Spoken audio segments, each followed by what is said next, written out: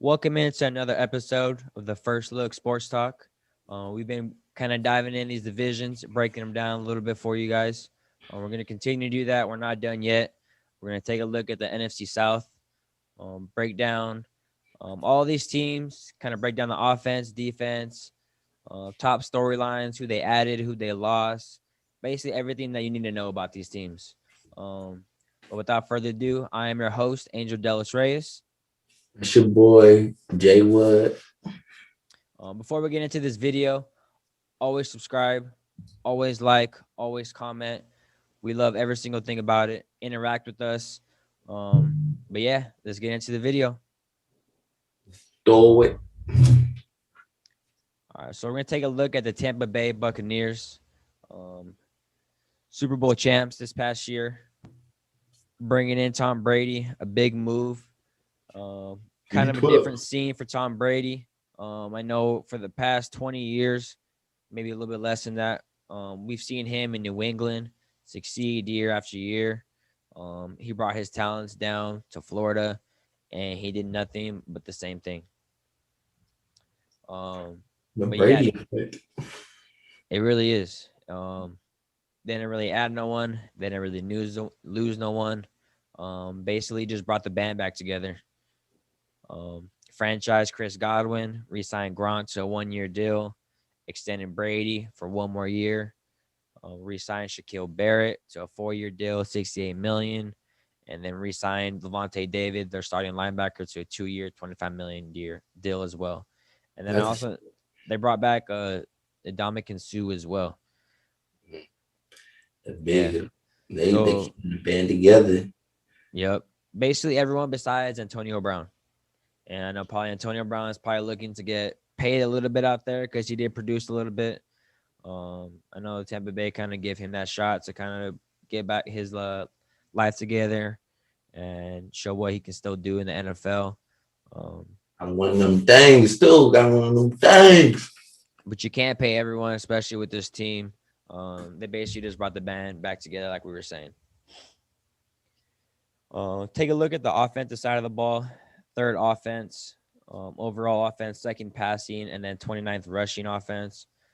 Third points scored in the NFL. O-line was top 5 in the league, only giving up 22 sacks. You know, that's very important, especially when you got a 42-year-old quarterback behind you. And then 42 passing touchdowns, second best NFL. Really good numbers for a team that you don't really expect to put up those numbers when you have that old of a quarterback. I think you kind of expect them to kind of just let him manage the game, let your playmakers do this and that. They probably did do that. But, you know, Tom Brady did have to make some plays at the same time. Yeah. I mean, Jameis Winston, when he was in this offense, he was good. He produced a lot. He had high numbers, but he also turned the ball over quite a lot. I think the one thing that Tom Brady was good at is he didn't turn the ball over. Yeah. Except for a few games where he went a little left. You feel me? He was going out. I was like, hold up, Tom, what's happening? Yeah. Bring it back a little. But he reeled it back in, and they made it work. They got hot. They got hot at the right time. Yep. They went from the 5th seed and won the Super Bowl, and that's pretty impressive. And I'm gonna give that credit to Tom Brady and that old dude Bruce Arians. Yeah, because they built the culture like through COVID, one offseason, no offseason, not even offseason, all virtual. You don't see them till training camp. Right. You didn't. It's just they got there and basically they started playing. Like, that's crazy to think that it was constantly each week working and getting better and developing and being steady with it, and people buying into the tea that they were drinking, they was providing, and people bought into it and it worked. And that's the thing with football. You never know. Like, if you need a little bit of luck, but also if you are consistent in the details and everyone knows their role and everyone is bought into the culture, that gives you a chance to win. And when you have Tom Brady back there in the fourth quarter, I don't think you have any more trust in any other player in the world at any other time than Tom Brady. Yeah. Definitely. I know a lot of people did have their doubts and questions on how this offense would exactly look, with Bruce Arians being the type to want to take shots more often Risky, than not. risky for the biscuit. Yep, that's his saying. You got to risk it for the biscuit. So we didn't know exactly how this offense was going to be and how they would play together, basically, because Tom Brady doesn't have the strongest arm. He hasn't had the strongest arm his whole career. It's not what he's known for, basically. Mm-hmm. But I think they kind of were filling each other out throughout the whole season, and then they were kind of able to pull it together.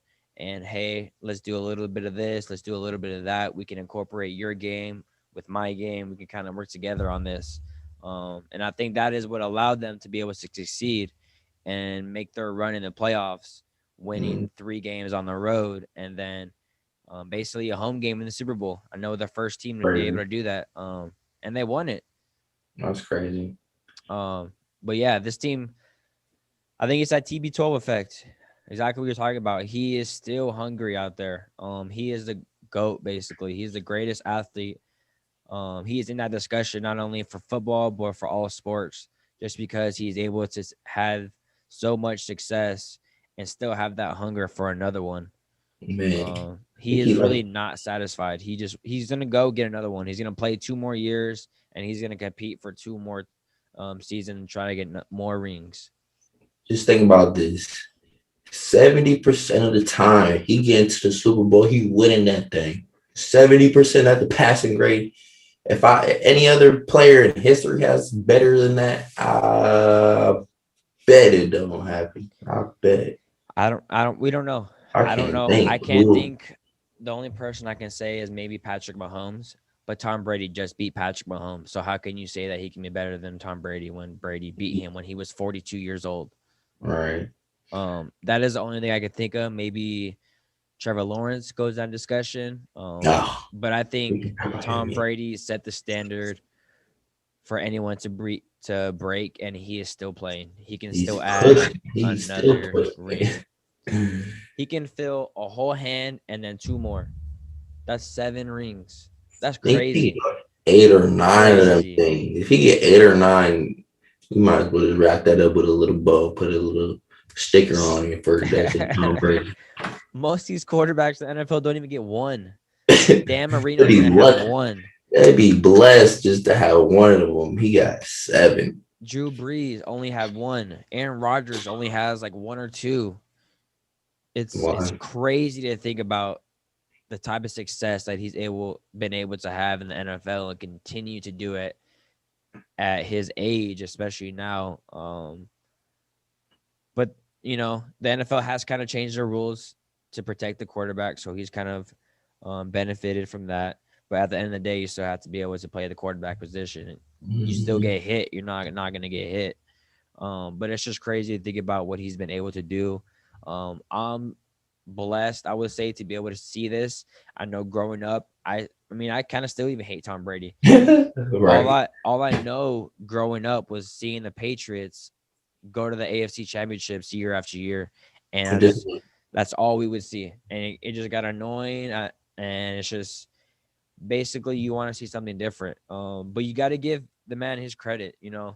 He's proved the doubters wrong, being I think the 199th pick overall. And that still drives him to this day. So, you just got to give him all the credit in the world and just he's the GOAT, basically. GOAT. Yeah. We'll see what they're able to do next year. I mean, maybe he slows down a little bit, but we'll see. Yeah, I think as long as they can run the ball and protect him, they'll be good. I know they didn't really throughout the year. They kind of like rode Rojo. He had an all right year. I think he was approaching 1,000 yards. I'm not sure if he broke it, but like as soon as the playoffs hit, it was Leonard Fournette. They was Tony. He was crushing. And that's what you need in the playoffs. If you can run the ball in the playoffs and hold and not turn the ball over, even though Tom Brady did have that 3-interception game, they still won because their defense was flying around, one of the fastest defense. And to have Levante David back for 2 years at $25 million, they better be blessed. And they better, because that dude, he's up for a payday. Like the way he was running, I swear he's a 4-3. And you could tell on the field, like just the way he flies to the ball, flying through people coming at him, he's still beating them to the point of action. Like it's just crazy. I love watching him play. Yeah, very underrated. I know he doesn't get a lot of credit because he did play in Tampa Bay. Before this past year, they weren't getting a lot of attention. So he has been flying under the radar. I just hope that he can kind of keep building on that success and get the recognition, because I know his peers at NFL know what he's been able to do and recognize his game. Game recognizes game, and he's been able to do that. Yeah, I mean, and he was talking some big stuff on a podcast, talking about we had Patrick Mahomes shook. We'll see. We'll come back. We'll see. Yeah. We'll see if you can get back there, big fella. We'll take a look at the defensive side of the ball. 8th overall, 21st ranked passing defense, first rushing. Allowed 3.6 rushing yards a carry and only 80.6 rushing yards a game, and then 10 rushing touchdowns, all best in the NFL. Super impressive. Wow. 8th in points allowed, only giving up 22.2 points a game. Tied 4th best with 48 sacks. And then we're the 4th most blitzing team in the NFL at 39% of the time. That is Todd Bowles' MO. He does like to get after the quarterback a lot. I know in the Super Bowl he kind of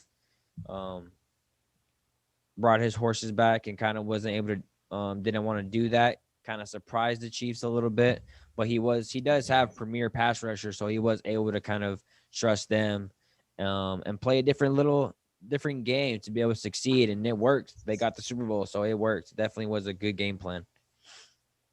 Right, and I think they were going to try blitzing.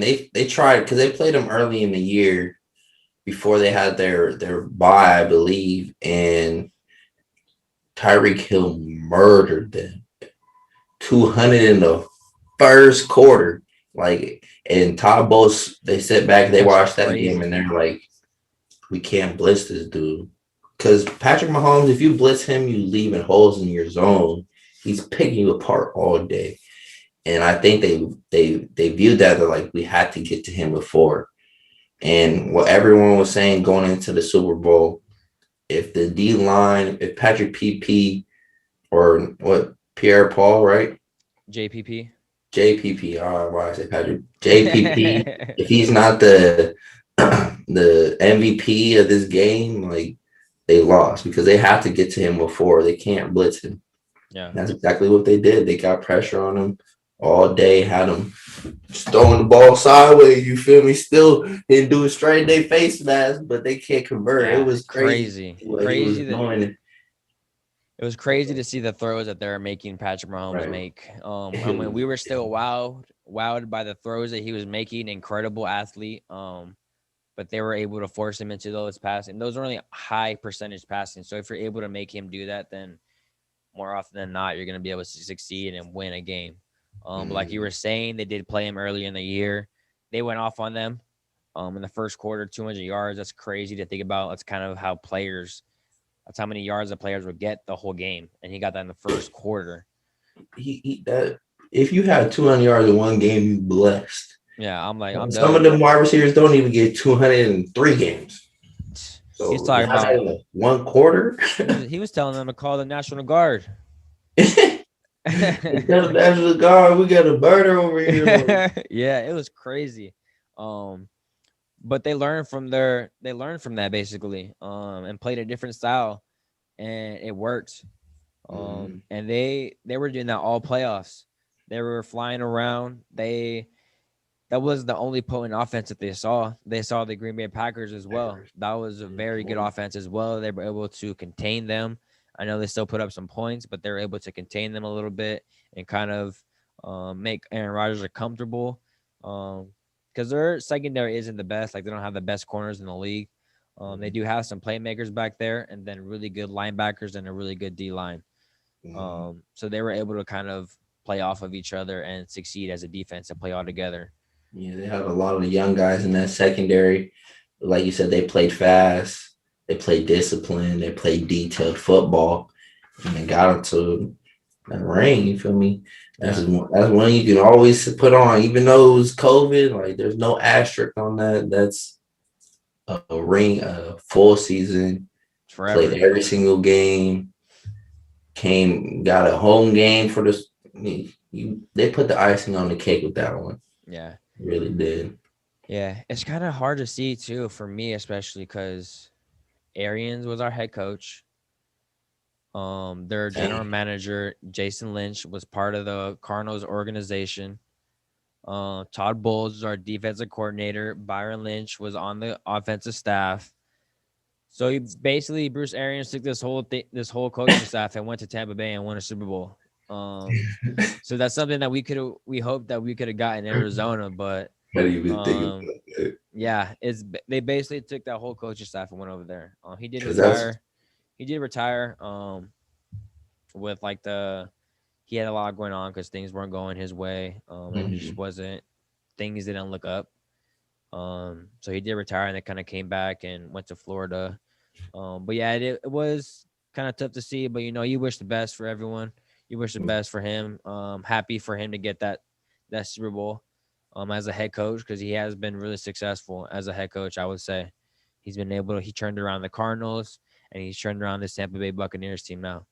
Um, He did some for the Colts too when Andrew Luck first came yep, in. and he He was was cooking. He was doing good. when the Steelers beat the Cardinals too. He was he was a QB coach. Mm, So he has had success with his coaching, and he's finally given the opportunity as a head coach. But like you were saying, he got I think coach of the year when he took over for Chuck Pagano. yeah, he did. So yeah, great coaching staff, great great leadership in this locker room with Tom Brady, and then you got that defense flying around. Um, so yeah, probably a lot of people picked this team to succeed in the beginning of the year, and then they were able to kind of come through. I know a lot of people had questions in the beginning, middle of the year, and then they just kind of put it all together in the end.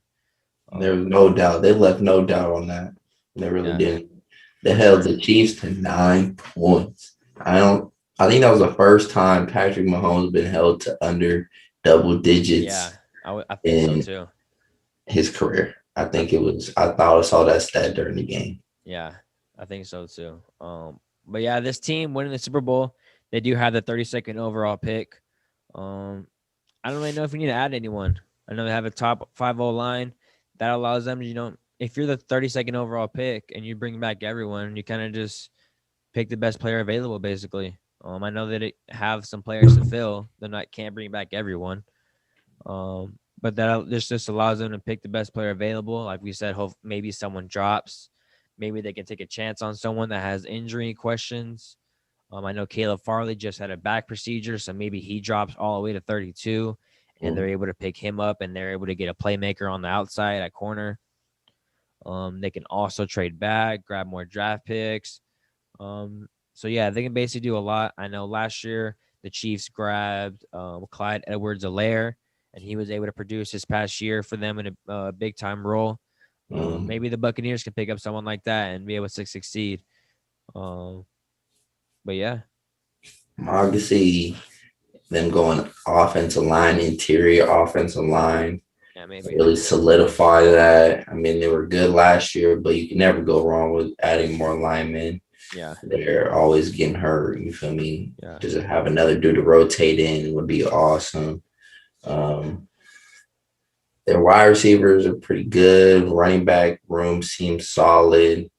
Maybe another back, like a scat back type guy, I could see having yeah, an impact there. Um, all their secondary, their front seven is pretty stout. Secondary was here and there, but they had a decent year. I mean, obviously they did enough to win. So it's really just adding yeah, some depth with that first overall pick, or if you could get a starter, get a starter. Yeah, you always First if and second. if the draft falls, if the board falls the way that you want it to, or falls in your favor, and you're able to upgrade a position, you always want to upgrade. Every year, every team should be looking to upgrade every position. If you're able to do that, you have to take advantage of it. Like, why wouldn't you? Because if you don't, then you can be kicking yourselves. Like, let's say the Bears, they had Deshaun Watson and Patrick Mahomes, and they picked Mitchell Trubisky. Moved So up the game. yeah, exactly. So they're probably kicking themselves. Like, if you have that chance to be able to do it, you want to take advantage of it. Mhm. But we'll look to the another team in this division. This team did win this division. The New Orleans Saints going 12-4. Um, a lot of changes for this team. They really couldn't bring anyone in to be significant for their team just because they were so far under the cap. I know they're probably the first or second to worst team that was under the cap or over actually. Over. Um, big losses. Trey Hendrickson, double digit sack guy. Emmanuel Sanders released him after just signing him last year. Janoris Jenkins, a starter on the secondary. Quan Alexander traded for him with San Francisco, got rid of him. Jared Cook, tight end. Malcolm Brown, a D interior D lineman. And then the most notable is Drew Brees, their leader, their quarterback. Um, how long did he last? 20 years? Yeah, I believe so. 20 years 20 years and calls it a career. to go out like that. It hurts, man. Yeah, They had a good solid team, and he didn't really come to play how I thought it was going to happen. And for him to rack it up on that one kind of hurt. But yeah, hey, man, he's ready to move on to the next phase of his life. yeah. It wasn't the storytell ending that we all want to see, especially with these past couple of years with the thing with the Rams. I think last year the Minnesota Vikings beat them, and then this year the Buccaneers beating them. But he was getting up there in age. He was hurt. And his body just doesn't recover as fast as it once used to. It's just time takes its toll. A lot of At time. that point, you can't control that basically. And then his body was just probably telling him that he can't do it no more because he's not the biggest quarterback in the league either. He's under 6 foot. He's been able to succeed by doing what he's done best. And then you can't do that forever. You can't do this game forever. The NFL has 100% retirement rate. So yeah, that's definitely sad to see. He was definitely someone that people looked up to, especially in New Orleans with him being there with Katrina and him being able to bring that city back up, basically. It means a lot to that city. Yeah, definitely. I would like to see him like we'll see what his next role is. I'm thinking either like a broadcaster like Tony Romo, Yeah, I maybe think into coaching atmosphere. I think it was last year. He got offered Monday Night Football. So definitely, I think this year he's probably gonna get offered that and probably gonna do it. Because he's been offered. I think CBS offered him a job. So he's gonna be really coveted to be an NFL broadcaster I think coming he up did great. for sure. Because he's a quarterback, he knows the game, the ins and out. Did it for 20 years. So, but yeah, going into this upcoming year with Drew Brees retiring, they do have a quarterback battle. Do you really trust Taysom Hill? Do you hand the ball over to Jameis Winston and hope that Sean Payton can be able to be like a QB guru and kind of put him in the right situations? Because Jameis Winston, like we talked about with the Buccaneers when he played with them, he had turnover troubles. He brought a whole new meaning to 30 for 30 with 30 touchdowns and 30 interceptions. And he did pass for 5,000 yards, so he does have the talent to do this. He does have the talent to be a quarterback in the NFL. He just has to be able to cut down on the turnovers, and he can succeed. And maybe New Orleans is a place that he can do that. Yeah, I think they'll probably go with the two QB approach. Certain situations you want Taysom Hill in, other situations going to have Jameis Winston in, or just let Taysom Hill go in. You paid him what 2 years, 50 mil or something like that. Like 4 years, 140. Taysom, he got 4 years. 140. Oh yeah, that's just they're their starter. That you can't I get don't paid that much money. I don't think a lot of it is guaranteed though. I think a lot of it's year to year. That Um you don't pay no one no 140 million, and he not the starting I know QB. when I heard that I was like, really? Like they paid him that much money? Are you sure? We gotta check the facts on that. Um but I think Taysom is best suited to what they kind of had him do, like a Swiss Army knife. He plays special teams. He can be a running back. He can Slot. do the QB power. He can just be a versatile player, like we said, like a Swiss Army knife, and be able to do things that basically Jameis can't. Adds another dimension to the offense, someone the defense has to worry about when he comes on the field, and kind of call his number. Hey, check this, check that.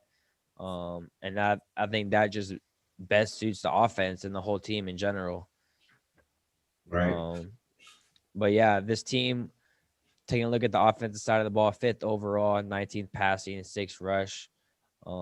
Fifth team, fifth scoring offense, averaging 30.1 points per game.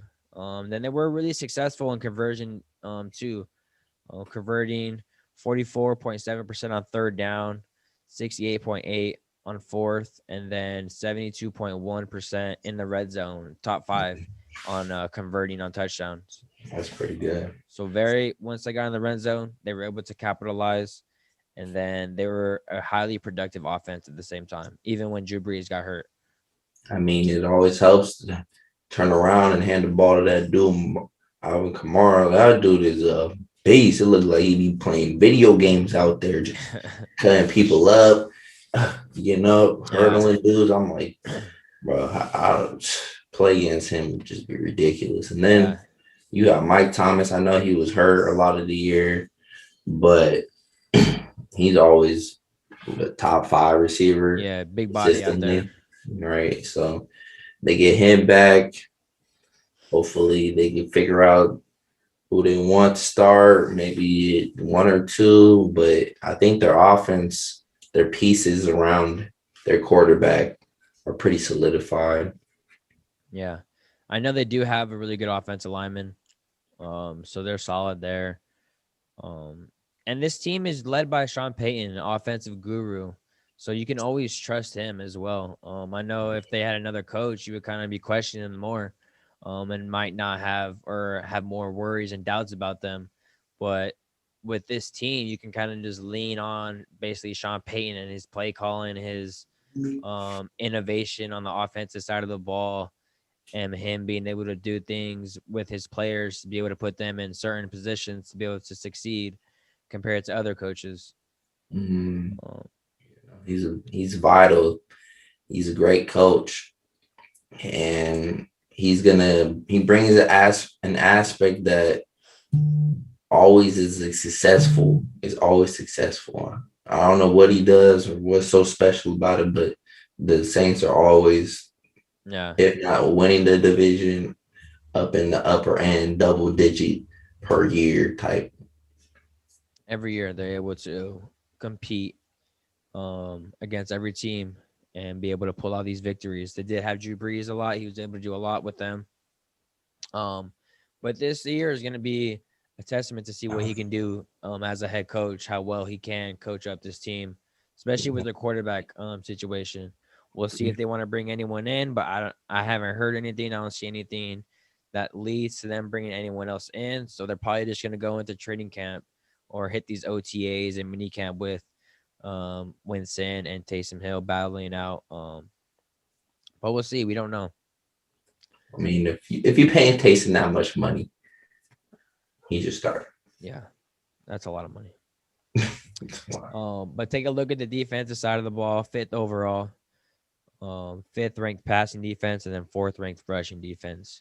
Mhm. Only 64 penalties against the defense, league's best. So very disciplined team, very well coached.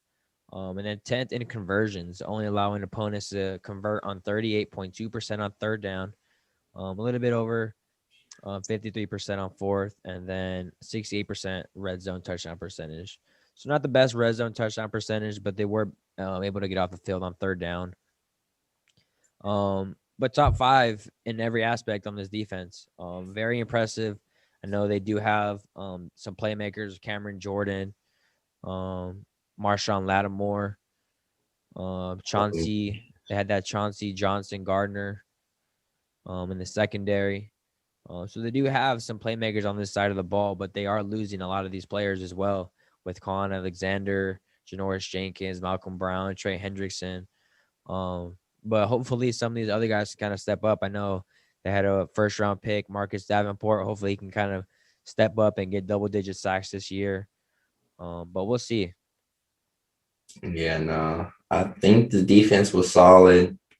Kind of got to a point in the season where everything was just they was floating. It was what 10-1, won like this many games a row. Like Yeah. they didn't have a lot of battles, and then they hit Philly, and then kind of the wheels started wobbling a little bit, and then Drew Brees got hurt, and then really wobbling, and then they looked like they was kind of shaping up, like getting going right when and the playoffs started to come. And at the end of the day, they just didn't have enough to beat Tom Brady. I mean, Yeah. that's a tough first matchup too. So Yeah. I know. I don't know if it was maybe a little bit more than middle of the season where Breeze got hurt and then Taysom kind of came in and took over as a starter. Um, but a lot of teams didn't have film on him and what exactly how to attack this offense. So they were probably able to get away with certain things. And then once they got to that Philly game, they kind of figured things out and how they want to attack them. And then teams kind of figure you out because it's a copycat league. So once you kind of figure it out, then you kind of roll with that. And they kind of had some hiccups. But they were always able to lean on that defense. That was always a strong suit for this team because they do have really good playmakers on that side of the ball. And they're well coached. Only giving them 64 penalties, that's always a big thing, especially nowadays with these referees throwing flags for every single thing now. So if you're able to limit those penalties, you put yourself in success or set yourself up for success. Definitely. 100%. But this team has a 23rd overall pick in the NFL draft. Could target another receiver, could get a safety, a linebacker, maybe someone in the trenches on the offensive side of the ball or defense. We'll see what they want to do. I know last year they picked someone up in the interior. But yeah, maybe they had another receiver. They did get rid of Emmanuel Sanders, so maybe they go get a Kadarius Toney, a Rondell Moore, Rashad Bateman. I can see Waddle. What's his name? Waddle. Jalen, he's Jalen going top Waddle. 10. You think he's going to be that? I don't know. I don't know. I think he's the fourth or fifth wide receiver taking. I think if he didn't get hurt, he would have had a better year than Devontae Smith. He's that good. That's bold. That's bold. I Because don't know. once Jalen Waddle got hurt, that's kind of when Devontae Smith exploded. Because he had better numbers than Devontae Smith before he got hurt. And then the vocal point of the offense is basically Devontae Smith.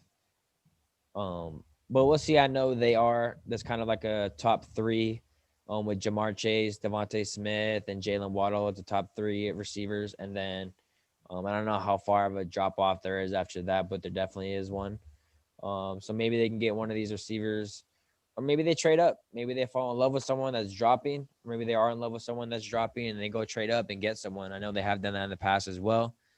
But we'll see. Definitely makes for an interesting draft day and what they want to do. Because they do have some needs on this team, especially with all the players I had to get rid of. And then they didn't make really any moves in the NFL in free agency. So they definitely have to build through the draft, and hopefully they definitely hit on some of these players. Right. But to the next team, we're going to take a look at the Atlanta Falcons. Went 4-12 this past year. I don't think their record really shows for the amount of talent that this team has. Bringing in a new coach, Arthur Smith from the Tennessee Titans. he was able to kind of turn around that offense. So maybe he kind of comes in and upgrades this offense a little bit with their play calling. Because they did have the 16th overall offense, 5th passing, 27th ranked rushing. They gave up 41 sacks, so you want to cut that down. With Matt Ryan getting a little bit older out there, we all know he's not as mobile. But we know this team does have talent on the outside with Julio. Even when he's 75% healthy out there, he's still top 5 receiver out there. He's still able to produce. Calvin Ridley is a beast. Becoming Maybe one of the best route runners in the NFL. So this team does have talent. I know they restructured Matt Ryan's contract to kind of ease the hit this year and kind of have a hit in the next coming years. So we'll see what exactly that means. I know a lot of people are speculating maybe they don't get a quarterback in the draft.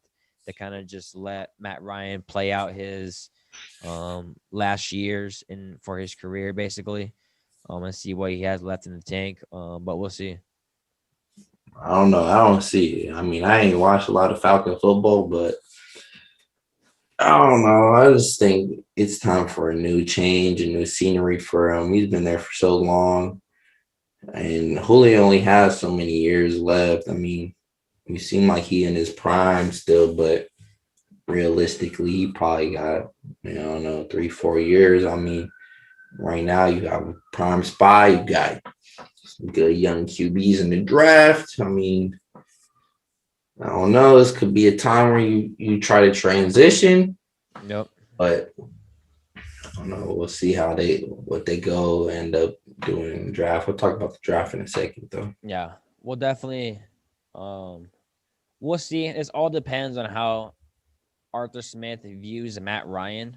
I know probably before he got the job, he definitely you have to have a plan when you go into that meeting to get an interview for the job. You have to have a plan on what you want to do for the offense, what you foresee happening. So maybe he kind of came in and say, "Hey, I feel like we can do this with Matt Ryan. He has left in the tank," or maybe he watches a lot of these college quarterbacks and falls in love with them, and then they move on from them. So we'll see exactly. But Arthur Smith does have the flexibility to either stay with Matt Ryan or pick someone for the future. But yeah, they definitely running game wasn't nothing basically. Todd Gurley is basically on one knee out there. You can't really rely on him to be one of your top playmakers. You got solid receivers. I know they invested a lot into the O line, so hopefully they can kind of keep progressing. But yeah, we'll look at the defensive side of the ball. 19th overall, 32nd ranked passing defense, and then the 6th ranked rushing defense. Gave up 4.4 rushing yards a carry, allowing 104 rushing yards a game. Gave up 34 passing touchdowns, tied 3rd worst in the NFL, and then only 29 sacks, bottom half of the league. So you can kind of say by those stats, like this team was easily being picked on in the passing game, and then they were kind of stout in the rushing. So these teams probably saw that and like, hey, let's just pass the ball. They can't cover us at all, and they can't get after the quarterback. So we can just pass the ball all day long, basically. Yeah, I know their star safety got hurt, but he is the NFL, man. Next man up. Next man up. Someone got to come and produce. They just getting out there torched like a little tiki. Like, man. Facts. You got to do better. Yeah. I know they drafted a corner last year, AJ Terrell. Hopefully he progresses. Hopefully he progresses into that first round pick that they hoped he would turn out to be. But we'll see. I know they definitely need to get some edge rushers because 29 sacks is not going to cut it in this league. You have to. The most important position in this league is quarterback. The second is who's going to get after the quarterback. And they definitely need someone to fill that void. Because if you have people that can get after the quarterback, then those passing rankings are probably going to come down a little bit because you kind of have to play off of each other. If your D line is really good, it's going to only benefit your secondary, because you can't cover anyone. You can't cover forever. And if you can't get after Right. the quarterbacks, and that just kind of leaves your secondary to hang out and dry. Right. Um, They say it like this: cover sacks, pressure picks. there you So go. that's saying you get a cover sack. Your secondary was locking down. They had to hold the ball. You get a sack. Or your D line's getting pressure. Ball comes out a little. You put it a little bit high this time. Safety. That's me. That's a pressure pick. You feel me? So it's all together as a defense. You got to be all on the same page. Everyone has to do their job. And it seemed like their front seven was handling what needed to be done. Yeah. And Back end was if you're not getting after the quarterback too, he's also able to sit back there and make his reads and feel comfortable. If that's you're be able to rush him, then a time clock goes in his head and he's like, all right, I got to worry about this. I only have 3 seconds and then I got to get out of the pocket. So if you have a rush and that kind of gets in the QB's head, it doesn't allow him to be comfortable, because the more comfortable he gets, the more confident he's going to get. And then the more he's going to stay in that pocket and read the defense, be able to sling that rock around the field. And you just don't want that at all, basically. yeah. Um, but in the draft, they do have the fourth overall pick. I know the draft has kind of shaken up a little bit, especially with the Niners coming up, and then Dolphins going back up, Philly going back. But they're kind of in the thick of things with the fourth overall pick. I know a lot of us expect QBs to go 1, 2, and 3. So that allows them to either pick the best QB, or possibly, I know I've seen Kyle Pitts linked to them. So we'll Another definitely, offensive threat. That would be just great.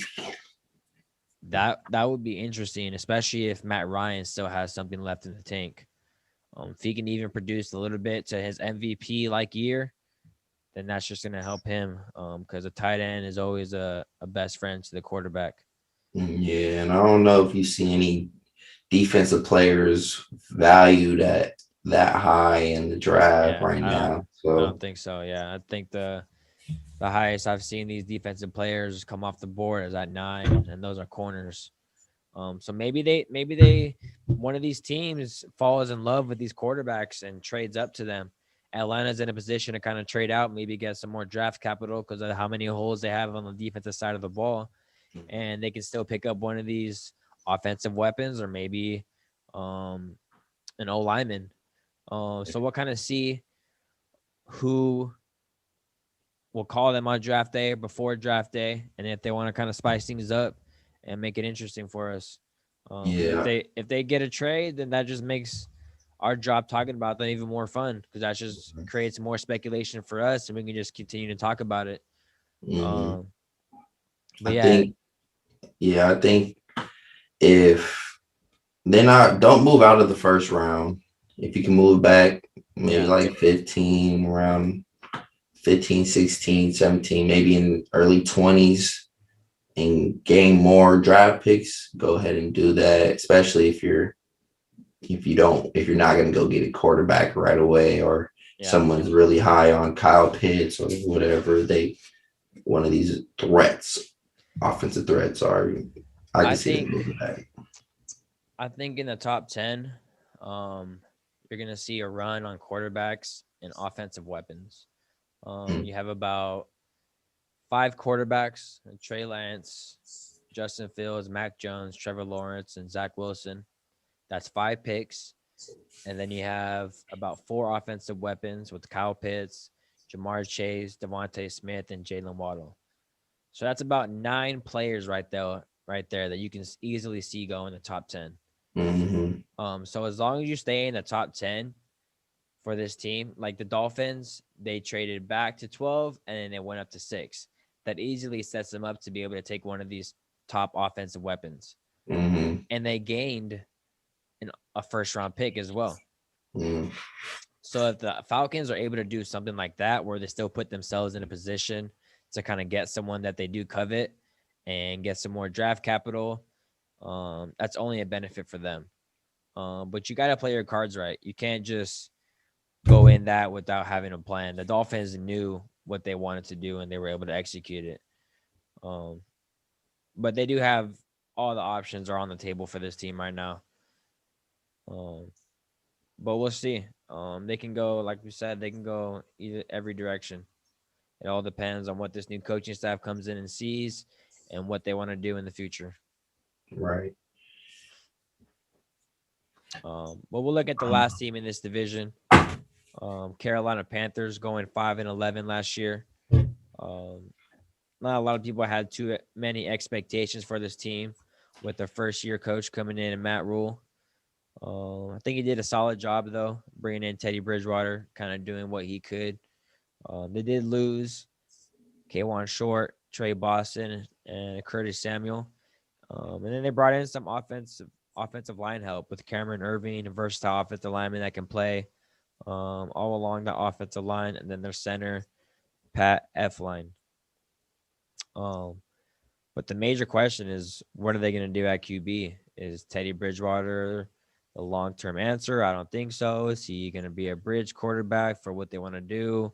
Does Matt Rule trust Bridgewater? Does he like one of these quarterbacks in the draft? Everything's just up in the air right now. But we'll see. I know they were linked to Deshaun Watson because I know their owner is he likes to take big risks. But that was before all those allegations. So we'll definitely see what they want to do. Yeah, I think they were talking about Christian McCaffrey for Deshaun, but Deshaun, why would you want to go there if there's no Christian McCaffrey? Like, that doesn't make any sense. So, I mean, if you have to give away a piece like that, I don't know if it's really worth it at this point. But this team, they have some young guys on their defense that I'm excited about. But on their offense, they lost what? They lost Curtis Samuel. Yeah, Yeah. like he's a main producer for this offense. He was a do it all dude. Like Yep. to lose him, that's gonna put a lot more stress on McCaffrey, whoever the quarterback is. It only gets bigger for them Yeah, definitely. more. I know. We'll take a look at the offense. 24th overall, 18th ranked passing, and 21st rushing. So really mediocre in their rankings right there. Only 16 passing touchdowns, tied second worst. 16 interceptions, tied fourth worst. And then they were 28th in conversions, only averaging 39% on third, 55.6 on fourth, and then only converting in the red zone on touchdowns 50.9% of the time. So very mediocre for that side of the ball, with a head coaching staff that you see has the potential with Matt Rule and Joe Brady as the offensive coordinator. I know you kind of saw flashes here and there of this team last year, but they just couldn't put it all together. I know they did have 8 one-score games that they lost. So if you're able to kind of churn at least half of those, you have a 9-win season. So I know they probably put that a lot on Teddy, and kind of, hey, he just wasn't cutting it basically. I know he was hurt a little bit as well. PJ Walker kind of came in. Maybe he's the answer. But we don't know. I don't think that they've said that he's the answer. I think they would have came out and said that, hey, we're going to go forward with this guy. But just, I think if they get the quarterback solidified, then this team does have a chance to be better than they were last year, definitely.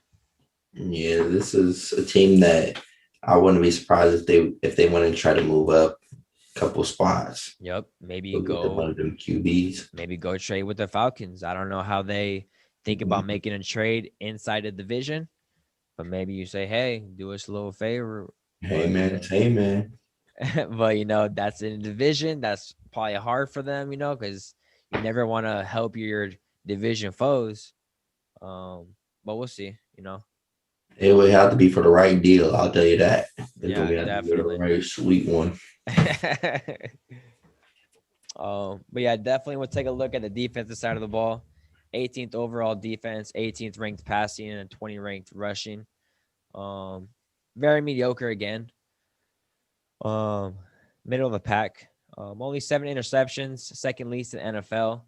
29 sacks, top 10, worst in the NFL. And then 28 conversions again, allowing opponents to convert 49.2% on third, 60% on fourth, and then allowing them to score 63.2% of the time in the red zone. So definitely, I know this side of the ball is very young. Last year, every single one of their picks in the draft was on the defensive side of the ball. So they invested a lot into that side of the ball. So hopefully they learn from their experiences, because the NFL definitely is a different game than college. So, you only hope that they will kind of watch a lot of film in the off season, learn from their mistakes, come back in OTAs and mini camp, and hopefully they benefit from an off season, because they didn't have an off season last year. A lot of them, or everyone, was learning on virtual, learning on a computer like we're doing right now. And you know that some people just aren't like that. I know for me, I kind of have to learn and then go out there and do it, and that's just how people learn sometimes. Right, see it and then visualize it, and then actually walking through it, Yep. getting the reps and doing the actual footwork. Like, Yeah. it's a completely different way of learning. Yep. And then with learning virtually too, I know a lot of this probably wasn't talked about, but you might not pay attention as much as well. I know a lot of people, they don't have a long attention span, so you can kind of be in these meetings for all day and kind of just get bored. I know I do it all the time on these Zoom calls or whatever. You just get bored and kind of zone out and forget what we're even talking about. So hopefully a lot of these guys can come in and really focus up and learn from their mistakes and just improve. Because this team, they had a lot of talent on that side of the ball. I know they had Jeremy Chin, Derek Brown. They got Dante Jackson, Shaq Thompson, Gross Matos was on the edge that they picked up in the draft. So this team does have some solid players on that side of the ball. Hopefully they can just all bring it together and contribute this year. So this team does have the 8th overall pick in the NFL draft. I know we did mention it a little bit earlier. Possibly trade up, maybe the 4th, maybe 5th. But we'll see. I know if they did trade up, they're probably gonna go get a quarterback. But who is going to be left? Because we do expect 3 quarterbacks to go in the top 3. So who's going to be left, and do they really trust who's left to be their franchise quarterback? Because if you make a move like that, you really gotta hit. Gotta hit, exactly. But yeah, that's the only reason. That's the only person I see, or position that I see they target in the draft as quarterback. They could possibly go lineman, maybe another offensive target weapon. But they definitely got to get that quarterback right, because the quarterback is leads the team. So you got to hit on that position. Going to have that position first. Right. So if you don't move up and go get you a quarterback, all those options, offensive line, one of these threats, those are all going to be there for you. So you can stay where you are. Like you said, I don't know if they need too much on the defense. I know they got a lot of young defensive players last year. I see more QB offensive threat, a wide receiver. I can see like another like Curtis Samuel type player going, whether it's Smith, Waddle. I don't know. I can see that. You can also go tight end, Kyle Pitts. Those are the main names being thrown around. But you don't have to move. You don't have to move to go get one of those guys. Like, if you want a quarterback, move up. Try to go get that 4th pick so you can get the choice of either probably Trey Lance or Mac Jones, Hmm. which is what it seems like right now. But Justin Fields, and he's kind of the forgotten prospect, I would say. yeah, I mean, like I feel like Kyle Shanahan is going to take him. I Yeah, think that's where they move to a 3 spot, take him. But hey, you never know. yeah, He could be sold on Mac Jones or it could be Trey Lance. They sold on one of those three dudes. yeah, definitely. Could even be Zach Wilson. Who knows what the Jets are doing right now? Yeah, that's definitely true. It definitely can go like you were saying. They're probably not going to go offense at all. They definitely have to get some more offensive weapons, whether that's quarterback or some more weapons on the outside. They definitely have to address that.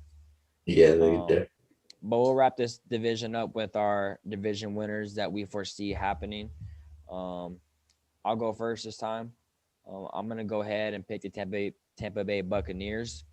Um, they didn't win a division last year, so they can easily win it this year. They brought everyone back, so they're just gonna keep building on like chemistry. Um, and yeah, I think this team, like I said before, they have the least amount of holes on their team. With the Saints, you don't know how the quarterback's going to play. They got rid of a whole bunch of starters. Who's going to step up and fill those roles? With the Falcons, is that defense going to come through? Is Matt Ryan still have something left in the tank? And then with the Panthers, you don't know who's going to lead that team on the at quarterback.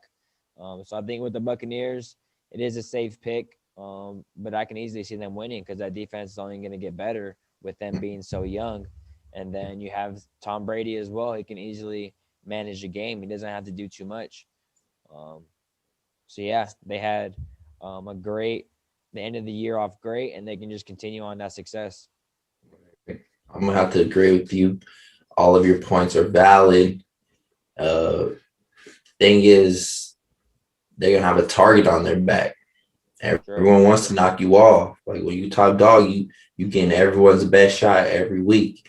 And the True. Chiefs dealt with this last year, but that could take a mental strain on you every day preparing because you know you are the standard. And I mean, who else best to do it than a Tom Brady led team? Yeah. But like I said, Levante David talking the big game. People come and knock your head off, bro. They coming, and they not gonna take it light. They not Yeah. taking it light in the NFL. So I hope they can back it up, but I believe, like you, that they have the most consistent roster, the least amount of holes, uh, and the most leadership and stability. Exactly. And Yeah. if you have that consistently doing the small things, doing the details, bought into the culture, I don't see why they wouldn't be able to reach double digit wins and compete in NFC championship again. Yeah. Agreed.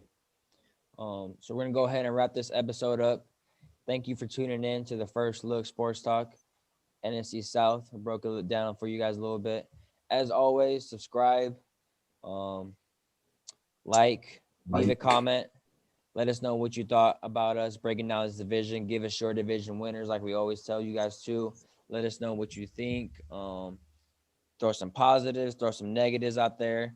Um, throw it all out there, like we always say. all right, let me know if I suck. But yeah, like we always, thank you guys for tuning in, letting us give you guys a little information. Um, but yeah, thank you so much. See you guys next time.